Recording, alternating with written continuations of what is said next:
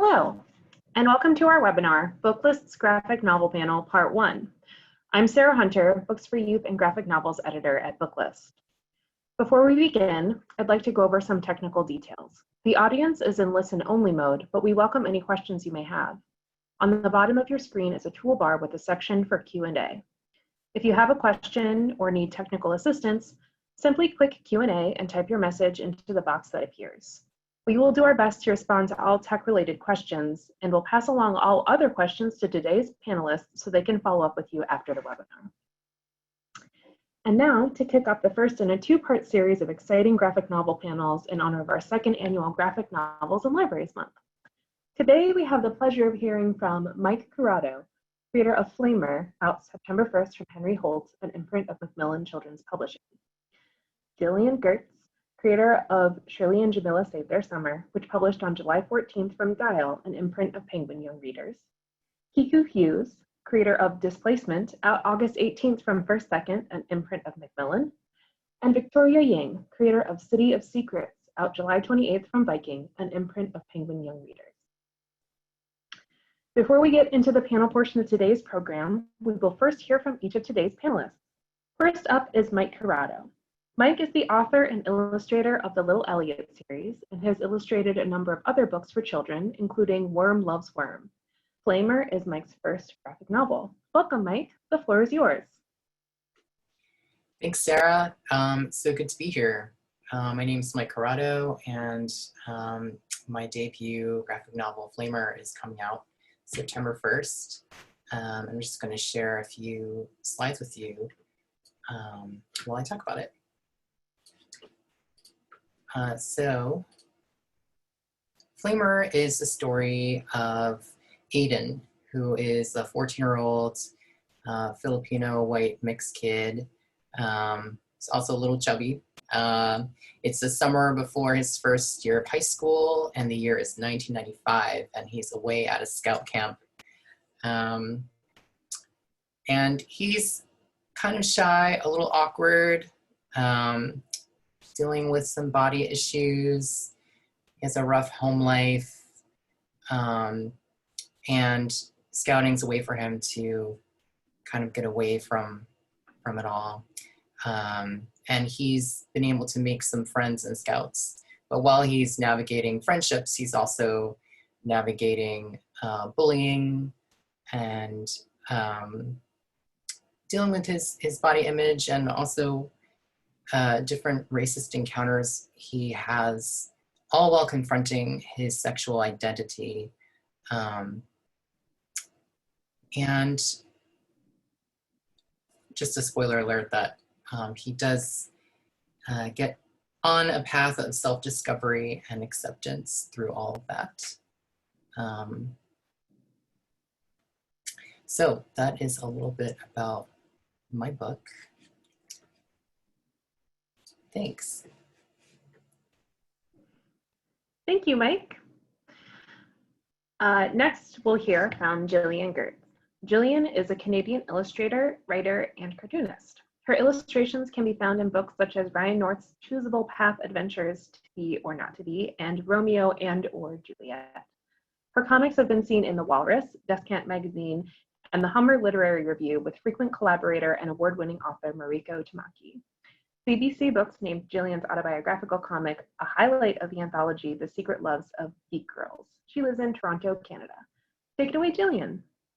Hi, everybody. My name's Jillian. I'm the author of Shirley and JAMILA Save Their Summer, which is like a Sherlock Holmes redo, except with 10-year-old girl detectives. And I didn't feel any sort of need to be too faithful to Sherlock Holmes. Also, because Sherlock Holmes was real racist and sexist. So, like, let's ditch that and tell a different story. So this is my book. It's set in Toronto. And I thought I'd share a little bit of my cover process because I find covers fascinating. So I'm just going to go ahead and share my screen right now. And you can look at my beautiful Google Drive. Look how exciting it is. So early on in the cover making process, I knew I wanted that these two girls' friendship is a really key piece of the book. So, and the fact that it's set in Toronto is important to me. Not only is it my home, but it's the most diverse city in the world. So you've got a huge mix of cultures intermingling, sometimes successfully, sometimes less successfully, in this big metropolitan city. And the idea of growing up in a big city is really interesting to me. So I wanted to have some ideas of exploration. I wanted to go really traditional a couple times. Here's one that was really graphic. A fun fact for any aspiring artists: don't submit sketches you don't like. This one I put in and my publishers were like, we love it. I was like, oh, I hate it. So I kind of ended up having to go against my own suggestion. Lots of adventure notions here. And this ended up being my first cover mock-up. The idea of them kind of breaking out of a forest full of exploration. The Toronto themes are in the background. And you can see this is the final cover that we landed on. I think maybe that's all I have to say. I'll show the final once again here. That's all for me. Thank you. Thanks, Jillian. Next, we have Kiku Hughes. Kiku is a cartoonist and illustrator based in the Seattle area. Her work has been featured in Beyond Anthology, Volumes 1 and 2, Shortbox number 6, and the Alloy Anthology. She creates stories about identity, queer romance, and compassionate sci-fi. Displacement is her first graphic novel, and it's a story she's wanted to share for as long as she can remember. Thanks for joining us today, Kiku. Hi, thanks so much for having me. Yeah, so Displacement is my first graphic novel. It's coming out on August 18th. There it is. It's a story about a fictional teenage version of myself who's being pulled back in time to experience Japanese American incarceration alongside her grandmother, Ernestina, who was a teenager during World War II and Japanese American, and was subsequently taken from her home in San Francisco to a series of incarceration camps, first San Fran, and then Topaz out in Utah. It's a story that's a history story, but also not entirely nonfiction, because I wanted to, there were so many stories that I knew I wouldn't be able to get the full factual recounting of, because my grandmother passed before I was born. So I wanted to make sure that I really sort of blurred that line between pure history and sort of a fictional take on it. And so the way I came up with to do that is sort of a time travel element to the story. But as my character learns throughout the book, it's not exactly time travel, it's actually memory travel, because it's a story that's much more about what the community carries with us, community trauma and community healing, and the stories and the experiences that are passed down through generations even after the traumatic event is sort of over and, tried to be forgotten. So, yeah, that's me. Thank you, Kiku. And now we hear from Victoria Ying. Victoria is a developmental artist whose clients include Disney Studios and Sony, among others. She has worked on major films such as Frozen, Tangled, Big Hero 6, Moana, and Wreck-It Ralph. She also is illustrating DC's new middle-grade Wonder Woman graphic novel series, Diana, Princess of the Amazons. City of Secrets is her first original graphic novel. The floor is yours, Victoria. Hi, I'm trying to start my video, but it says that I can't. It says unable to start because host has stopped it. I'll just do my intro. So my name is Victoria Ying. I have a background in animation, but I loved comics ever since I was a kid. So my very first graphic novel, City of Secrets, is coming out next Tuesday. And it is the story of a young orphan boy who is guarding a family secret inside of a secret safe inside of a moving building. One day, a guild of assassins comes to kill him, so he can never open the safe. So he and his new friend, Hannah Morgan, try to open the safe and find out what kind of secrets lie inside. I have actually a little animated trailer that I'd love to share with you guys. Here we go. Okay. Hi, everybody. So I'm going to share my screen and share that with you guys now.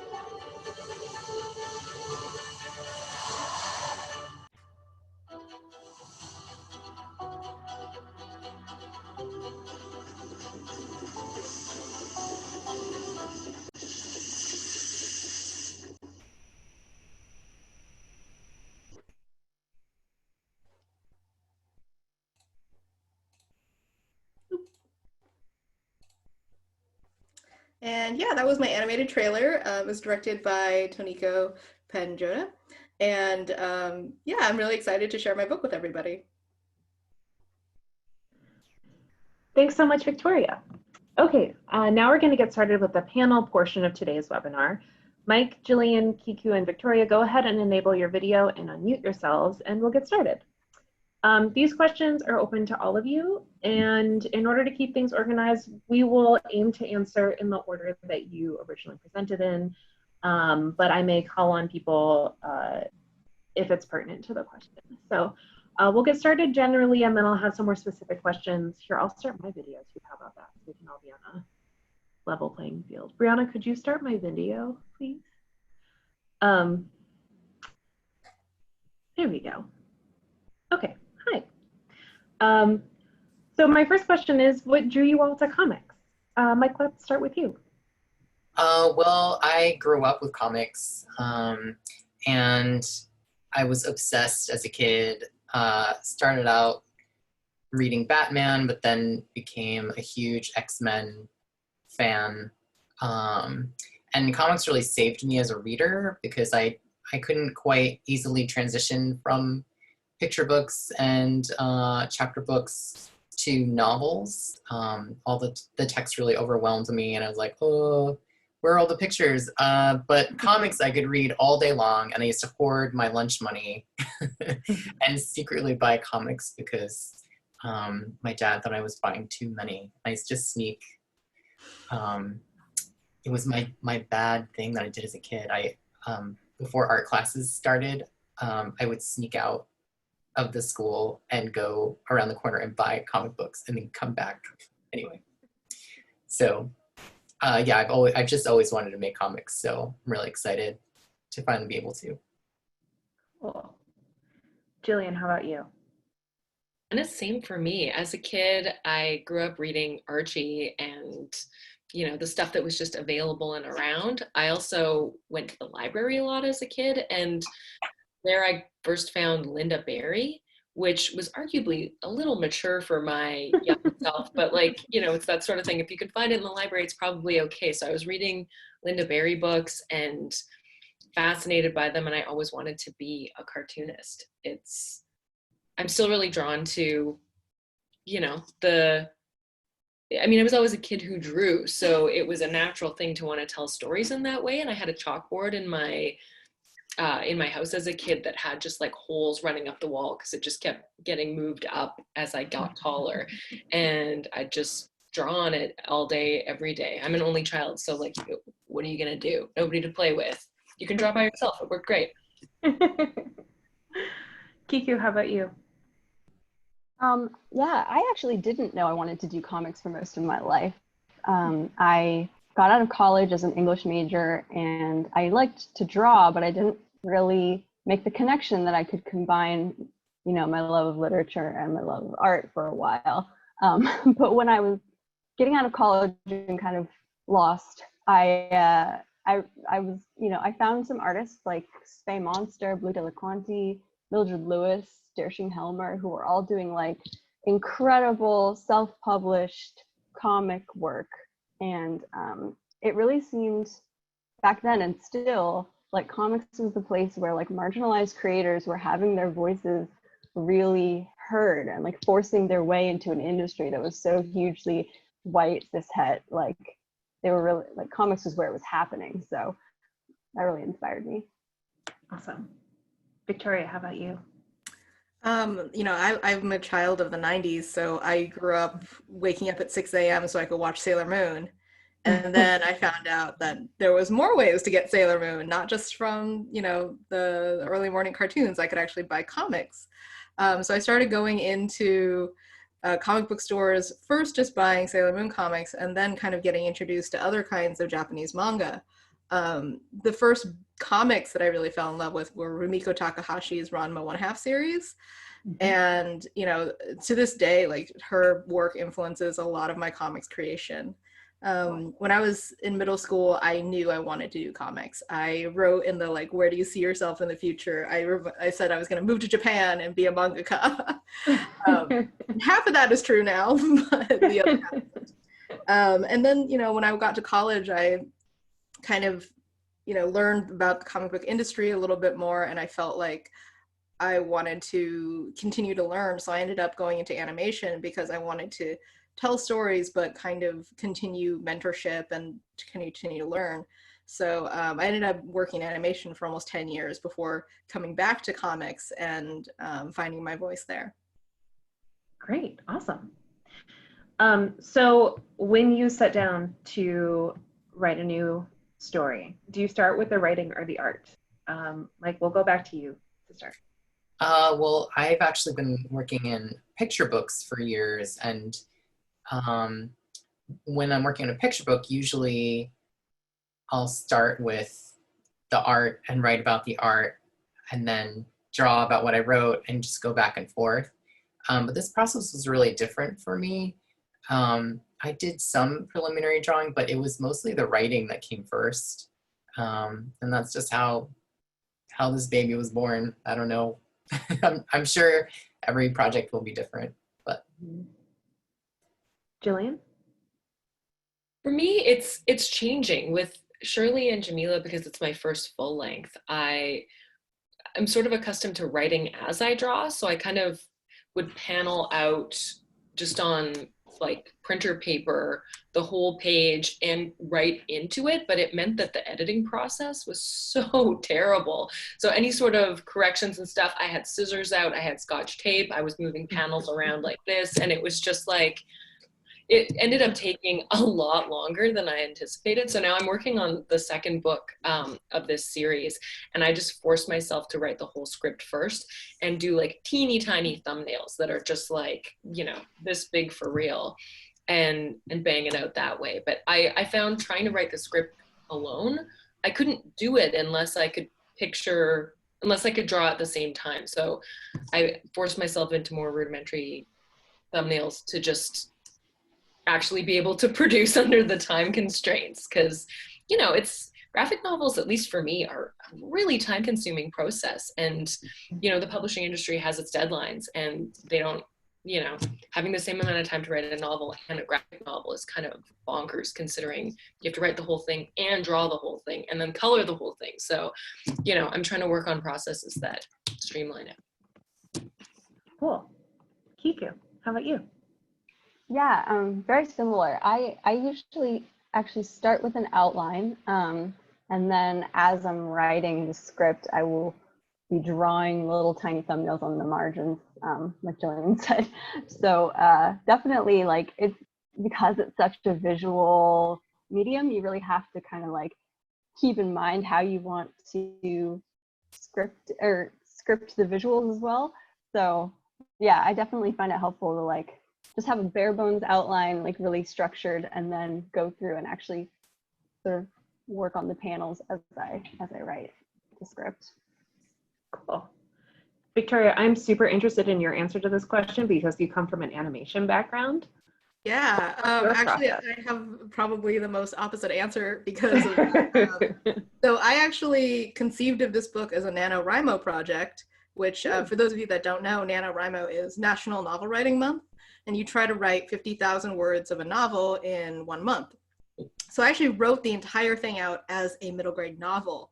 And the reason was because it was a story about a steampunk city that moves, and I was like, no way in hell am I drawing that. Because of my animation background, I knew exactly how difficult that would be, and I was like, what if I just use words? Just imagine it, you know? And like, I tried to kind of, I had a book agent already, but she was more picture books, and I tried pitching her that novel, and it didn't quite connect with her. And it wasn't until I reconceptualized the whole thing as a graphic novel and adapted it into like a screenplay style script that it all kind of started to work. My limitations as an author, as a prose author, were that I'm pretty bad at description, which would be something that would surprise people since I'm an illustrator. But to me, I'm like, you just see it, right? Like, you know what it looks like. And people are like, no, you need to use words to explain what it looks like. And I was like, oh, that's hard. So then when I got to actually just adapt it as a graphic novel and just be like, here's a picture of it, people were like, oh, okay. So, that's really how I came to this specific book. And ever since then, I'm still very much prose based. Like, I have to write out my entire script before I can really feel comfortable, because for me, an outline, although it's useful, I find that I deviate a lot in my scripts. And I really have to just write the whole thing out and then start to apply the images after. Interesting. I love asking this question. You get such like variety of answers. It's fantastic. Okay. So when doing a panel like this, it's always kind of difficult to come up with questions that are pertinent to all but one thing I did is that observant or capable than adults really about, did I cut out a little bit? Little tech blip there. Can you please repeat what you said? Yeah. It really went full like slow motion matrix. Yeah. Sorry. Okay, so one thing that your books all have in common is a cast of kids who are a lot more perceptive, observant, or capable than adults give them credit for. Can you each talk a little bit about your approach in writing for kids and teens and how that shaped your books? And actually, Jillian, I kind of want to start with you on this one because you speak directly to that in your book. Yeah, I feel like even as an adult, I always have been and continue to be drawn to kids literature and young adult. It's just, I find with kids, they won't tolerate being talked down to, and you can't faff around with a lot of flowery description and stuff. Like, it can't be an existential treatise on the form of the novel or whatever. It has to have plot and it has to motor, because it's like, this is what human beings like. It becomes more of an adult construction to really mash around with a lot of, mental gymnastics. So I've always been drawn to the idea that like kids are people and not given the agency that they quite deserve. And so, I mean, in my book, I do directly address the idea that adults don't take kids' problems seriously. And I think that this is something that affects our world in a lot of really negative ways, is that the idea of dehumanizing somebody, whether it's a kid or anybody for any number of bigoted reasons, and not taking them seriously results in really negative outcomes. So often marginalized groups, whether they're children or anybody, end up having to kind of take their own stories into their own hands. So, I mean, the idea that these kid detectives are going to solve kids' kids' problems that adults don't take seriously, that for me, that reflects a real reality that exists in the world in a lot of different ways. So yeah, and kids are really awesome and fun and precocious and interesting, and I wanted that to sort of be front and center. I've always been attracted to the idea of a wise child, or like child prodigies, or just the idea that children have a wisdom and simplicity that's a little more uncomplicated by adult concerns, means that, like, I don't know, more important stuff kind of rises to the surface, and they're less, not that they don't have real problems, but they're a little less encumbered by, like, did I pay my taxes, or the stuff like the bureaucracy of adulthood isn't on the table. So it allows you to kind of narrow in on what's important. Does that answer the question? Sorry, I got kicked out for a second there. Oh, no. Sorry. It's just a stunning answer. No. Kiku, I wonder if we could go to you next, because your character in your book as a teenager who experiences some really terrible historical events. Can you talk a little bit about your approach to writing for teens in your specific book? Yeah, sorry. I think you glitched out a little bit again, but I heard you, Yeah, so sorry. it's good. Yeah, I think it's a unique position that displacement is in because teens and adults are both thrown into a situation that nobody is prepared for.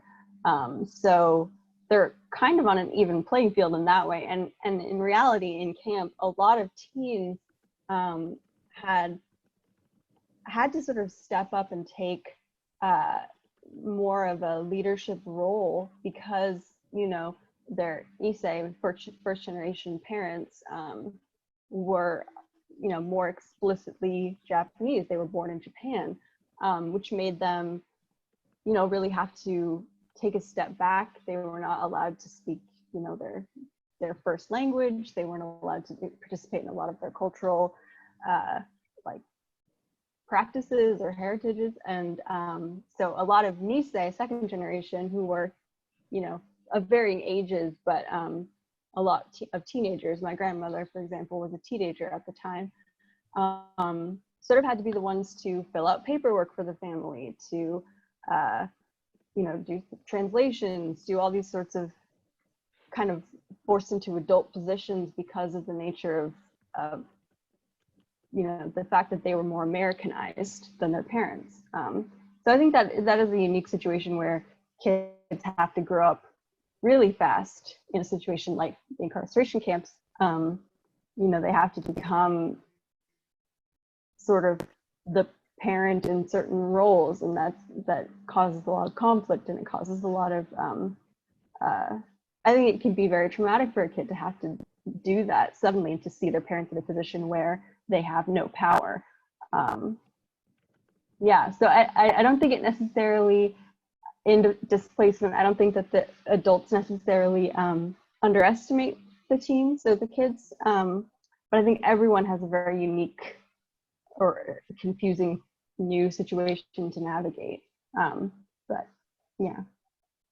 Sure. Mike, I'll turn to you next. I think, when writing for youth, kind of riffing off what Jillian was saying earlier, I mean, it's not unlike writing for adults. You just have to tell the truth. You just have to be honest with your writing, because your reader, whatever their age, is going to resonate with that fundamental truth that they connect with. So, with my book, what I'm hoping I'm able to share are maybe some truths that aren't often talked about. And that those are the kind of books that I'm, hoping there are more of. Because as a teenager, I didn't see myself in any of the pages. I didn't see myself on a screen. Maybe that's why I connected with X-Men in a metaphorical sense, because I had talents but was rejected by society, but thought of myself as a good guy. So I've basically put into Flamer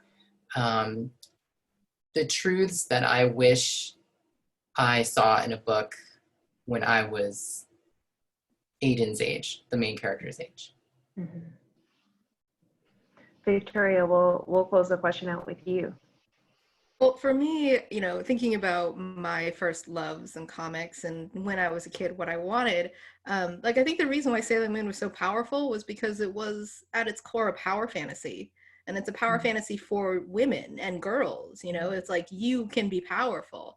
And that's what I wanted to do with City of Secrets. I wanted these kids to know more, to have more, to really be aspirational in that way, where you're like, yeah, you guys are the ones who have the power. You guys are the ones who can actually change something. And, it's something that I always felt very keenly as a kid, because I think, there's so few choices that you can make for yourself when you're young, and everything is kind of laid out for you. And having these fantasies where it's like, oh, you're actually the powerful one who can make choices, that was always really appealing to me, and that's what I really wanted to bring with City of Secrets. Yeah, and when you say have the power, the kids in your story literally do have the power. Right, yeah, literally. I don't think it's really they're as like fully super, they're not superheroes, but they definitely Right. know more, and they're the ones who move the story forward, and they're the ones who, you know, Yeah. there's a moment in it where they realize that, like, oh my God, like I'm really the master of the universe in some ways. So, you know, I always thought that that was really cool, and just something I really wanted to use in my own story. It's a nice Great. thing, if I can hop in for a quick second, it's a Sure. nice thing also to be able to put against, I hate the word juxtapose, but to juxtapose what like the extra wisdom that kids have and the blind spots that just they don't have from lack of experience. You know, like the idea that they can be a superhero, but then like also they don't know a bunch of stuff about adulthood. Anyway, that's all I have to say. Yeah, cool. Thank you. Okay, so next I'd like to talk a little bit about art. I mean, obviously, I'm getting my message again about my internet being unstable. Am I back? Sorry for all the glitches, everybody. The perils of home internet, am I right? You're just, okay. The audio's there, the visual's a little chunky, but you're good. Okay. So art is obviously essential to a graphic novel, and I'd like to talk about how you each use your art to shape your story. I'm thinking a lot about, Mike, your use of color in Flame Art, and then Kiku, the landscapes and palette in Displacement, I think are really evocative. And then I feel like character design and perspective in Shirley JAMILA is really key to that story. And then in Victoria's book, the depiction of action and movement is really really important to the story. Let's start with Mike on this one. How do you use art to shape your story? Well, first of all, this is quite a departure, the art style for me. Usually I work a lot tighter, but with this book, I wanted it to have a little more edge to it because it's much more of a raw story. So the line work is a lot rougher than I usually work. So it's black colored pencil with ink washes, and then I do use a spot color as a visual thread throughout the book. So kind of obvious, but there's a fire theme throughout the book, Flamer. But I use like reds and oranges to kind of highlight important objects that I want to bring people's attention to. I mean, whenever there's fire on a page, that's in color. But sometimes there's an object that will appear red because I want the viewer to know like this has significance. Also, sometimes the scenes are in a red color to evoke some of the emotion that's going on. And so some of that heat of the scene is coming through in the color. So yeah, that was the idea behind that. Cool. Jillian, let's go to you next here. And the question was, it's all about character design. Well, it's like, well, just how your art shapes your story. Well, for me, honestly, I would have liked to have worked a little looser, but because I really wanted to like set it properly in Toronto, I wound up just spending a lot of time drawing buildings, which I don't enjoy at all. I really am much more of a character person. So designing the characters was a really fun thing for me. And some of them are based on people I know. I spent a lot of time outside, like in parks and in the city, like sketching people around. I Googled classrooms, like Toronto classrooms, like grade 6 class trip. And like people will just post pictures of actual Toronto classrooms. And I'm like, well, oh, this is what like a cross section of a classroom in my city actually looks like, as opposed to falling back on, you know, whatever your defaults are. Usually I find, especially, you know, there's a lot of ways that the defaults that we rely on are shaped by our media, which isn't a very healthy way to go from, you know. I mean, this is where, I mean, we all realize the problems of this. So I tried to make my characters designs based on people I knew and based on people that you don't always see represented in comics. I didn't want, you know, a cast of white characters that are all super skinny. Like the Archie comics I grew up with, if you change the hair color of Betty and Veronica, they're the same person. And I mean, like, Andy Carlo's a great artist, but like, that's not the world that I live in, and that's not what I don't feel like I was benefited as a kid from reading Archie in terms of like how I saw bodies and how I saw people in the world. And I mean, arguably those books are for teens, but kids read them. So yeah, I really wanted to have a lot of different body shapes and skin tones, because that's the Toronto that I know. It's not a uniform cast of characters that can all wear the same outfit, you know? Yeah, that's also really noticeable about your book too. I think the variety of character shapes and like body gestures and stuff like that. I really like that about Shirley and Jamila. That was just such a variety. It was intentional and noticed. Oh, that's nice. Thank you. Kiku, why don't we go to you next on this? Yeah. So, you know, the setting of Displacement is such a huge part of it. The fact that, you know, a large part of it takes place in the middle of what is essentially like an alkaline desert in Utah, which, you know, it's funny, when I was first sort of working on the cover, I got a note from my editor that was saying, can we add some more like desert landscape indicators there, like some red rock? And I was like, oh, there was no red rock. It's not that kind of desert. There is nothing. It is not a beautiful desert. So I really wanted to use that landscape, because it's not like this beautiful, iconic red rock like desert. It is really just flat sagebrush.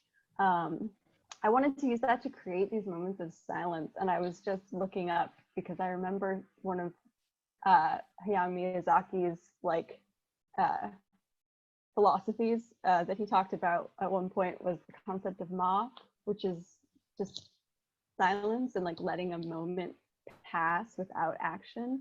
And that's something that's really striking about his films, I think. And I think it's also something that I sort of wanted to use the landscape, which is so empty, and use it to create these sort of silent moments of reflection and just not having action, I guess, just letting the reader sort of rest and just sort of look at the world in that moment.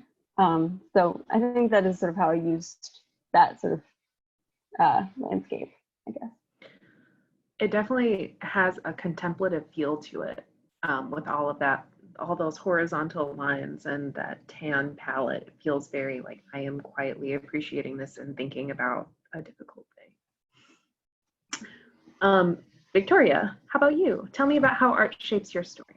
Well, you know, I told you the story of how I started this book as a prose novel because I was avoiding art. Don't make me do this. And actually, like, one of the ways that I was able to really overcome my reticence with making it a graphic novel was I actually built the entire city in SketchUp, which is a 3D program.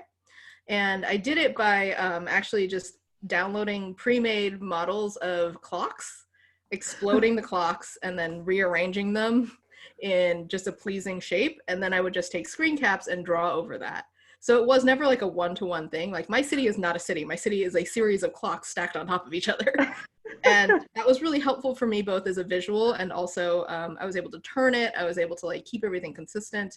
Because it is a city that moves, like, there's a lot of complexity there to make my audience buy that, right? To be like, this is the same city from a different angle. Like, I would hate to have to do that by hand. Like, that would be impossible. So I definitely used a lot of the skills that I brought over from animation to try to effectively use art. You know, the other thing too, like you mentioned the movement in it, and that's one of the disadvantages that graphic novels have to animation. Like, in animation, I could actually show things moving, but in this book, I really had to rely on the tools of comics, which require a lot of implication, a lot of work on behalf of the reader to be like, come with me on this. And you know, definitely some dialogue too, and people were like, wow, that's moving. So yeah, it's been a really interesting experience to take something that is very movement focused and make it into a medium that has no movement at all. Interesting. Sort of piggybacking off that, the next question that I had in the list is talking about world building. And Victoria, you talked a little bit about this just now when you're talking about literally building your world out of clocks. Can you elaborate a little bit more on the world building process for the universe of your book? Yeah, world building for me is always a really, really fun aspect to telling a fantasy, because you really get to establish exactly what the rules are. For me, the story came first, though, like the plot. I knew exactly what I wanted to happen, and then I built the rules of the world around that. There's no magic in my book, but I love books with magic systems that have logic as their base. So that's kind of what I built off of for my world building. I was like, okay, here are these things that have to happen and why. So a lot of it was really just reverse engineering based on my story to try to logically explain, okay, well, this is why these things are happening, because the world is set up in this way.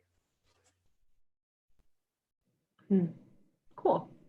Mike, I'll turn it over to you next. How did you approach world building for you? I mean, you cultivated a very specific time, but that still requires some world building. Yeah, so the book is set in 1995. Just happens to be the year that I was 14. Work.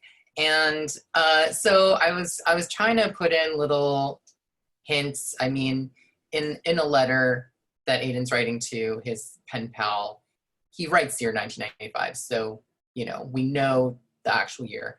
But, you know, there's like a picture of Aiden with a fanny pack. There's a mixtape that you mentioned in email, Sarah, with some of like my 90s jams. So, I mean, I did a lot of research, which was so fun. So just, I mean, I actually had a music playlist, speaking of, just to put me in the right frame of mind, which is, I'll say, an eclectic mix of grunge and 90s pop.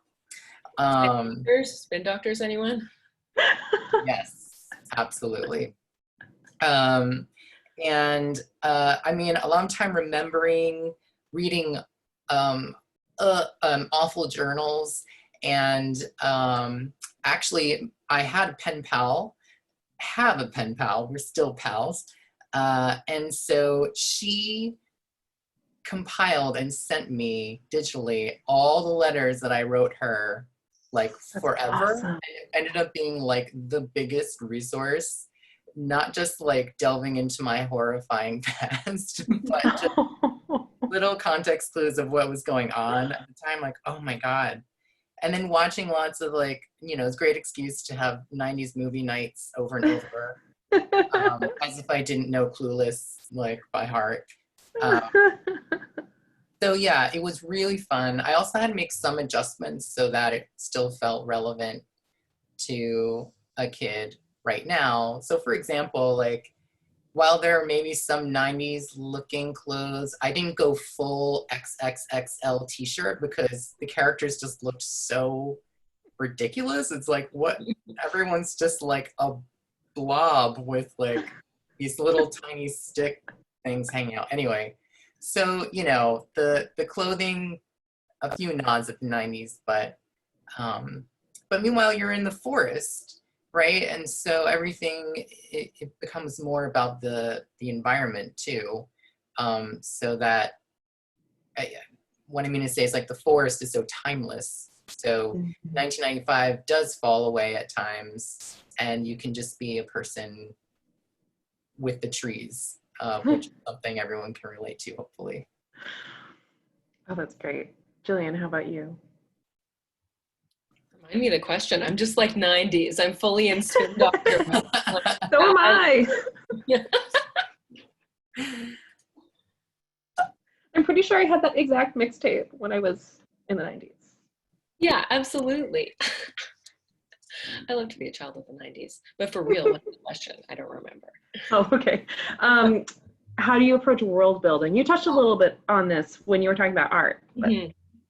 Yeah, I mean, yeah, it was lots of sketching in Toronto. I mean, I set my book in the neighborhood that I lived in at the time I started the book. I've, like, moved a couple times since then, but it was very much like, I didn't grow up in Toronto. I'm from Saskatchewan, which for Americans is in like the middle of Canada and smallish and very prairie. So living a city, which, you know, I've been there for 12 years now, it was such a different experience, and it was interesting for me to kind of put myself into like, how would it be to be a child growing up like in a downtown core that's just like, you're being confronted with like just businesses and like activity and just like this metropolitan pressure in a way that wasn't a part of my childhood. So it was lots of just like, there's always people on the streets. That's not how I grew up. It's very much like, you know, you go out of your house when the weather's okay and then you stay in. Whereas, you know, Toronto people are always on bikes, they're always in cars, they're on the street, they really live in the city. So, I mean, it was, yeah, I walked around a lot and did a lot of sketching in my neighborhoods, and Google Street Views is a fantastic resource. It's just like, I need to know what some houses look like. Let's look in the neighborhood I actually want to place this. Which I thought would be fun also, because it means that after the fact, you can actually do a scavenger hunt for the book. You can hold the book open and be like, oh, if I walk down this street, I'm going to pass this house, which I thought would be fun for kids, at least kids living in Toronto. And, you know, hopefully if you want to come and visit, it's a tourism guide. Cool. All right, Kiku, how about you? How did you approach world building? Yeah, obviously my world is mostly like 1940s, middle of the desert Utah. So one of the first things I did, I actually went with my family on a trip to visit the site of Topaz in Utah, which a huge part of what was once the camp is now sort of a preserved area. And actually I think some Boy Scouts put up markers of where different buildings were, so go Boy Scouts. But there's also a really great museum there, so that was one of the things that helped me sort of jump into the world. The museum has like a full replica of one of the barracks, so I took a lot of pictures in there and used that to sort of figure out what the lighting is. Like, that was a big issue at first. I was like, wait a minute, I don't know what lamps looked like, or if there was indoor lighting. There was a light bulb hanging from the ceiling. So that was one of the resources I used to put myself in that time and place. There was also I think it's the University of Utah, or it might be Utah University, I don't remember. They have a great archive of newspapers. There was a newspaper run by detainees in the camp called the Topaz Times. So I read through a lot of newspapers to get the current events, what people were saying about the time, what people thought about it. There's some really great illustrations. Mino Kubo has a great book, and I wish I had thought to get it, because it's Citizen and then a series of numbers. That was her camp number, and I don't remember what it is right off the top of my head. But she was in Topaz as well, and she was doing an illustrated diary of her time there. So that was a really great resource for sort of figuring out these little details. And because it's an illustrated diary, she focuses on a lot of the things like what the toilets were like, because that was a big issue, and things that, you know, very minute details that are not necessarily recorded in the National Archives, but are still, you know, essential to creating an experience. So. Awesome.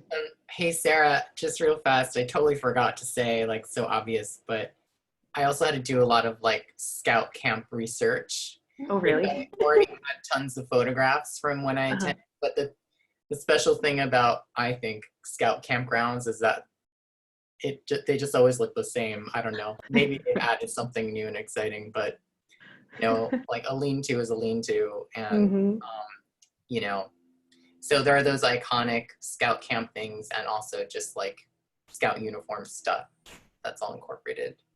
Sorry. That's okay. It's a good detail. Did you actually do any camping, or did you just visit the campground?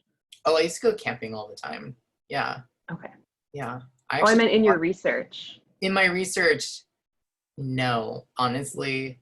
But but I know. And I actually just bought a new tent and sleeping bag so I could go camping this summer.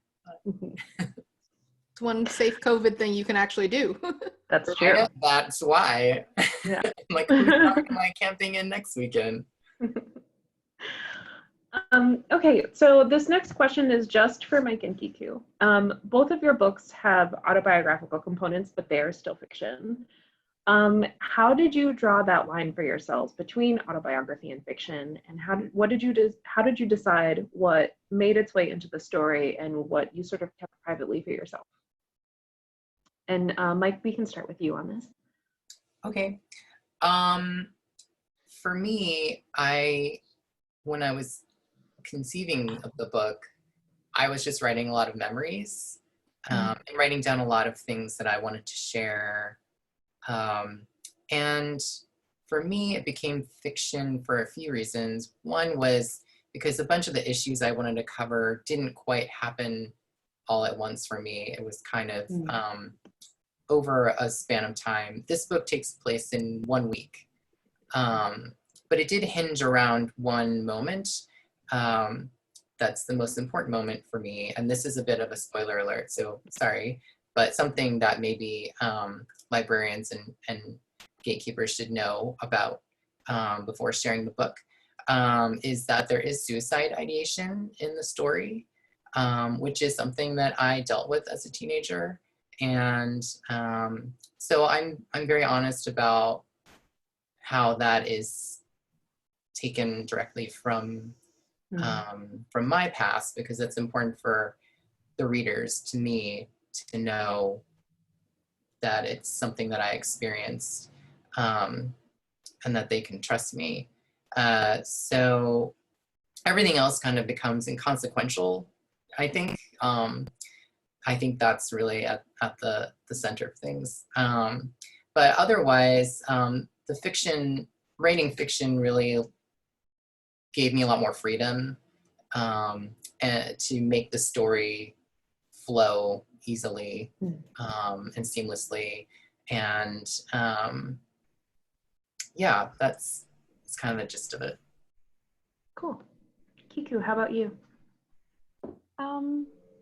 Yeah, I kind of touched on it in my intro, and I probably should have saved it for this question, but from the beginning, I definitely knew that I wouldn't be able to tell 100% of the story that I was trying to tell, which is the story of my grandmother's experience in camp.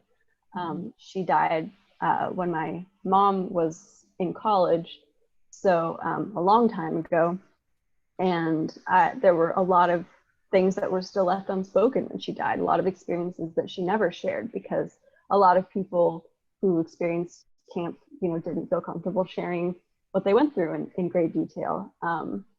And so I knew I would have to do something to show the fact that I didn't have all the answers about my grandmother's experience or about camp in general. Again, there's like so many stories that have been lost because people didn't share them. Because it happened so long ago, and a lot of survivors are, in their 90s, if they are still with us. So the time travel / memory travel aspect was my way of getting around that and indicating to the reader, this is not 100% nonfiction, but it is important because it is still sort of rooted in the community memory and in a community experience. Yeah, I think that's, yeah.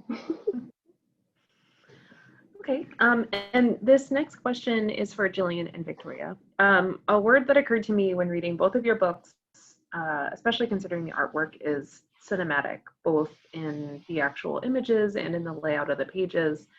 And I'm wondering whether you can talk about the influence of movies or animation on your books. Victoria, I know you talked about this a little bit already, but do you want to start and elaborate on that a bit? Sure. Yeah, absolutely. So I actually fell off of reading fiction during college, just for myself and for fun. It was something that I lost my love of and, kind of forgot about. And, while I was working in films, I actually rediscovered my love of fiction. And when I was reading, the thing that I noticed the most was that I could just see it as a film in my head. Like I saw exactly the paneling, or like the composition and the lighting, and like all of it was just super, super clear. So for me, when I'm actually like writing my scripts and I'm actually creating the story in my head, I'm always seeing it as a film. And that's something that really helped me move from prose into comics, was that it was just such a clear one-to-one when, you know, I could see it so clearly. So, you know, part of it is just our being trained in terms of watching media, that we're like so used to like, okay, this is how you convey this emotion. This is how you compose a scene. And for me, like my favorite part of working in animation was doing what we call story illustrations, which are like moments from the film illustrated fully to like what it would look like, you know, once it's all finished. So, you know, that was my favorite aspect of that I got to kind of pull in and do in a graphic novel. Cool. Jillian, how about you? I'm not sure. I feel like with a lot of the comics that I grew up reading, I mean, Calvin and Hobbes, I think, is a huge influence on most people who've ever worked in comics, because it's just like the peak of excellent writing and excellent artwork, and like just being amazing and fun. And I remember there being a really snide Bill Watterson comic in which Calvin and Hobbes just are unchanging heads in all four. And it's like his scathing critique of most syndicated comics, where it's just like two heads talk to each other, see nothing moves. And I remember reading that at a young age and being like, you know, like that is a thing. You've got a medium that's limited only by imagination, and you're just going to show talking heads. Like, it's boring and lazy. And as much as I like to lean in on lazy sometimes, I really wanted to, you know, think about showing a whole world, and perspective is such a big piece of that. Like, if you're a kid, your eye line is lower, you're seeing different things, you know, are we seeing them walking into the scene? Are we coming at it from their point of view? Are we looking over their shoulders? Are we seeing their backs? Like, I just wanted to keep the panels interesting, and I don't know, use that perspective as a way to not just bring freshness to it visually, but to highlight an emotion or whatever I'm trying to get at. Plus, with the mystery building, I mean, no spoilers, but there's clues built into some of the scenes. So sometimes they need to be a wider shot so that you're, you know, signaling that this is something you want to look for. What's happening on front lawns? What's happening on the street? Who's walking by? Like, as I'm working on the second book, it's actually fun. I'm rereading the first book a lot and pulling in similar characters so that there's like the same people are in the neighborhood, and that you can be like, oh, I remember seeing that sign and now it's rusty, or, you know, that's the tree that we had before, but it doesn't have leaves on it because now it's fall, you know, that kind of stuff. Cool. Yeah. There was one panel in particular that I was thinking about when I wrote down this question, which is, I think Jamila's going to talk to her mom, and she's really worried about it. And you like lengthened the hallway, the way like a hallway gets lengthened in a movie, the like camera pulls back, and there's this visual lexicon, I guess, to perspectives like that, so that you know that like that lengthening of the hallway indicates dread, right? And Yeah. I thought that was so tidy. Oh, thank you. I was trying to find it really quick so I could hold it up, but I can't do it. That's okay. Yeah. I mean, it's the emotional experience of kids is wrapped up in visuals to me. Like, it's just stuff becomes more ominous. Figures are larger than life. So being able to use that to portray that seemed like a good thing. It took me a minute to figure it out. It's like, oh, this doesn't just have to be 6 panels, 9 panels. It's like, I get to do whatever I want. It's a hard thing to give yourself permission to just do that. It's like, no, this is yours. You can just do it. Okay. Awesome. That's wonderful. Okay, we're gonna run over the end of the hour, but I'm gonna ask my last question because I think a lot of people will be interested in your answer. What are some of the best comics that you read in the last year? I think I'll just end on that one, and they don't have to be new, just new to you. So Mike, we'll start with you. What are some of the best comics you've read in the last year? Well, I recently got my hands on an advanced copy of Displacement by Kiku Hughes. Awesome. And I'm so excited that this book is going to be in the world. And even though it's a period piece, it's so relevant to today. So high five, Kiku. Other books, I'm a big fan of the Witch Boys series by Molly Ostertag. Brazen, which is a compilation of female biographies by Penelope Bagu. Pashmina by Nidhi Chanani, I hope I'm saying that right, which is a really cool, like, first generation story of a girl of Indian descent who, American Indian girl who is learning about her past and can magically travel to India via her mom's pashmina. Be Prepared by Vera Broskal, which of course it's like, like summer camp. I'm there for it. And Bloom by Kevin Panetta, which I thought was so sweet. I love that. I love baking, so it was like I got to like read this cute little queer romance story and also eat all the bread I wanted with my eyes. So the artwork in that book is so good, especially for the baking. That's something that I love about that book in particular. Like, she clearly looked at people making bagels when she sat down to illustrate people making bagels. I love that book. Oh, I'm sorry. Who is the illustrator for Bloom? Savannah something. Oh my gosh. Sorry to omit the name. I thought Kevin did it all. I'm so sorry. That's okay. It's okay.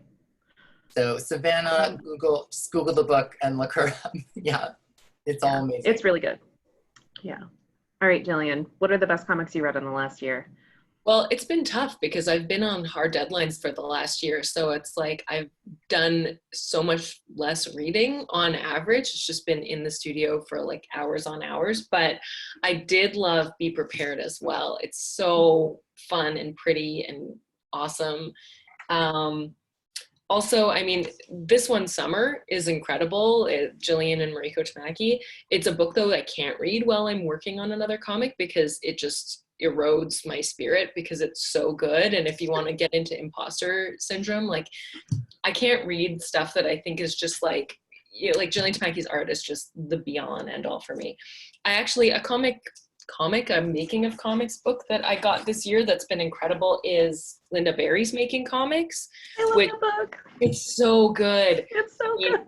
It's really good, and it's also just like, I love how it feels like a workbook. Like, the tactility of books is really interesting to me, like paper quality, like the sheen on it. What does the cover look like? Just all of the, hands-on aspect of it were really great. I mean, this isn't a comic, but I'll quickly plug a book that's by a friend, but also this is like an inspiration. One of the inspiration people for the character of Jamila is Samra Habib's book, We've Always Been There, which is like a queer Muslim memoir, and it just won Canada Reads. But so this is a book, not a comic, but like, I read a lot of stories about by Pakistani Canadians and Pakistani Americans and Pakistani authors in general, because that's Jamila's background. So that was an influential book for me in the last, year or so, because this just came out. Cool. Kiku, how about you? Yeah, so very first, I looked up the book by Mineo Kubo. It's Citizen 13660. So I didn't just read that in the last year, but I felt it was important to give her full title. So yes. And the last year, definitely Laura Jean Keeps Breaking Up With Me by Mariko Tamaki and Rosemary Valero O'Connor. One of the best books I've ever read. I cried. I lost my mind. It was so good. Mariko Tamaki is one of like my hugest inspirations, and Jillian Tamaki's illustrations also. Shadow of the Batgirl was also excellent, written by Sarah Kuhn and illustrated by Nicole Go.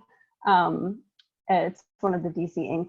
ones, and it was really great as like Asian American like superheroes finally being written by people of Asian descent, not by white dudes who are like, ooh, what if we made it Asian? And then Stargazing by Jen Wang, also incredible. Jen Wang's works are another huge inspiration for me. So yeah. Awesome. All right, Victoria, you get the last word on the best comics you read in the last year. So I'm obsessed with Witch Hat Atelier, which is a manga. The artwork in it is just stunning, and the storytelling is 100% up my alley in terms of magic, and it's very cute, very sweet, and the artwork is incredible, and the storytelling is also like very well paced and well set up, and I loved that about it. Also, I love Laura Dean Keeps Breaking Up With Me. Just the artwork again is just incredible. That's one of those books, again, like Jillian, like I can't look at it because otherwise I'm like, well, why bother? Like there's just no way. Genway Stargazing is another one that I just absolutely adored. God, there's so many that I've been reading this year. I'm trying to like remember all of them. Lucy Knise's Go to Sleep, I Miss You. And she also wrote another book last year that was about getting pregnant, which I can't remember the name of right now. Kid Gloves. Oh yeah, right. Kid Gloves, yeah. Kid Gloves, yeah. Kid Gloves was great. I just love like the diary quality to it, and also the informative aspect. Like it was kind of a nonfiction and memoir, which I just love memoir comics. I'm trying to think what else. I've also like started reading more slice of life manga. Silver Spoon, which is by the woman who wrote Full Metal Alchemist, which was like my biggest influence in terms of comics, but she's doing this very small, intimate story about just teenagers who are going to a like farming high school. Cool. It's such a terrible problem to have for there to be so many excellent books that you can't even remember all the good ones you read in the last year. Okay, we are definitely out of time. Thank you so much to all of you taking time to talk about your comics today. Apologies for the technical difficulties earlier. And again, just thank you so much for your books and for sharing your thoughts with us. So on Monday, all attendees of this webinar will receive an email containing links to today's title list and video recording. For more about Booklist webinars, be sure to visit www.booklistonline.com/webinars, where you can view archives of past webinars and register for upcoming ones. Be sure to keep an eye out for our second graphic novel panel, which will be taking place on Monday, August 17th, and I'll be talking to some more comics artists there. Thank you for joining us for today's webinar again, and one more thank you to our sponsors, Macmillan Children's Publishing Group and Penguin Young Readers. This concludes today's webinar. Thank you. Thank you. Thank you. Thanks.